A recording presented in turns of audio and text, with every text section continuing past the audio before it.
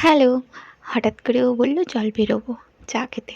তো আমার ফেভারিট জায়গা এখন চায়ের, যেখানে হচ্ছে এটা সবাই পরিচিত, অনেকেই জানে যে বালুরঘাট সিটি সেন্টারের ওইখানে যে চায়ের দোকানটা আছে ভীষণই ফেমাস, এখন টপে চলছে। তো বলা মাত্রই কড়া সারা রেডি হয়েছিলাম, ও এলো, এসেই নিয়ে বেরোলো। প্রচণ্ড ওয়েদারটা খারাপ, বেরিয়ে দেখি কালো হয়ে এসেছে পুরো মেঘ। তো তাও গেলাম। অনেকদিন ধরেই বেরোনো হচ্ছিল না, প্রায় 2 মাস খানেক হলো বেরোনো হয়নি। তো চলো বেরোলাম।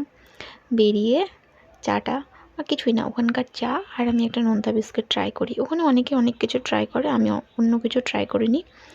আমি একদিন শুধু মালাই চা খেয়েছিলাম, বেশ ভালো লাগছিল। তারপর আমরা নর্মাল চা দিয়ে ওই প্লেন যে একটা বিস্কিট পাওয়া যায় নোনতা, ওই নোনতা বিস্কিটটাই আমি ট্রাই করি। দাঁড়াও, এই যে চলে এসেছি, দেখাচ্ছি তোমাদেরকে। মাটির ভাঁড়ে দেয়, তোমরা যেরকম রেঞ্জের নেবে সে তার সেরকমই পাবে। তো আমি একটা নর্মাল, আমি জানি না এটা কত প্রাইস। এই যে এইখানটাতে প্রচুর ভিড়, সব সময়ের জন্যই ভিড়, এবং দিনেও খোলা থাকে।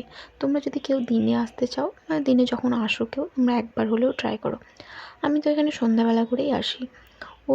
আমি একটা ভাঁড় নিয়ে নিয়েছি। এই যে, ওফ, আমার যে কী ভালো লাগে খেতে। আর এই নোনতা বিস্কিটটা একটা অন্যরকম টেস্ট, এটা তুমি কোথাও পাবে না, এখানেই পাবে। এর আগেও আমরা খেতাম এক জায়গায়, ওটাও ভালো ছিল। তো ওটার থেকে এটা আর একটু বেটার, খাওয়া হয়ে গেছে, চলে এলাম। তো বললো মেন রোড দিয়ে বেরিয়ে যায় একটা রাউন্ড দিয়ে। আমি হ্যাঁ ঠিক আছে। আর বলছিল কিছু খাবে, আমি বলছি না আর কিছু ট্রাই করবো না, চলো। তো দেখি ইমা, যেতে যেতে দেখি এখানে ঝুলনের মেলা হচ্ছে গড়িয়া মঠের ওখানে। প্রত্যেকবারই হয়, আমি ভুলে গেছিলাম সত্যি কথা বলতে। তো যেতে যেতে চোখে পড়লো, তাই বললাম দাঁড়াই একটু দেখি দোকানগুলো, যখন এসেছি দেখে নিই। তো এই যে প্রচুর দোকান, দামটা একটু এক্সপেন্সিভ আছে, যেহেতু এখানে মনে হয়, আমি জানি না এখানকার ব্যাপার কি, একটু এক্সপেন্সিভ অন্য কোথাও থেকে আমার মনে হয়, বাকিদের জানি না। তবে তোমরা কমেরও পাবে। এই যে মন্দিরটি, বিশাল বড় মন্দির, এবং প্রচুর লোক হয় এই ঝুলনের সময়, প্রচুরই লোক হয় মেলাতে, প্রচুর ভিড়ও হয়। আমি জানি না কবে থেকে স্টার্ট হয়েছে, আজকে যেহেতু হঠাৎ করে বেরোলাম তাই দেখতে পেলাম। তো এই যে আমরা একটু দাঁড়ালাম, দেখি একটু কোনো খেলনা টেলনা পাই নাকি। এই যে খেলনার দোকানে এসেছি। এখন বাচ্চাদের খেলনা, মানে নিজেদের আর কিনি বা খেলনাটাই মানে এখন নিতে হচ্ছে চোখে। আর সত্যি কথা বলতে আমি নিজের থেকে কোনো খেলনা এখনও কিনিনি, প্রয়োজনীয় জিনিস ছাড়া আমি এখনও ওকে কিছু দিইনি। মনে হয়েছে যেটা প্রয়োজন। তারপরে এই মিষ্টিগুলো দেখতে পেয়েছিলাম, এই যে চিনি ভরা মিষ্টি, এটার নাম আমি ভুলে গেছি, যদি কেউ জেনে থাকো কমেন্টে অবশ্যই জানিও। ছোটোবেলায় আগে প্রচুর খেয়েছি এবং খেতামও, জানো তো। খেতে খেতে এই মানে মিষ্টিটা হারিয়ে গেছিলো, হঠাৎ করে একদিন দেখলাম কাকিমা আমাকে দিচ্ছে, তো বেশ ভালো লাগলো খেতে। আবারও সেদিন নিলাম, বেশি না, বললাম ওই যে প্রচুর দাম, তো অল্প করেই নিয়েছিলাম, এই 6-7টার মতো।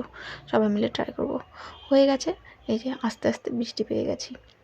বৃষ্টিতে ভেজার যে কী মজা, মানে ওই বৃষ্টিটা হয়তো জোরে এলে আরও বেশি খুশি হতো।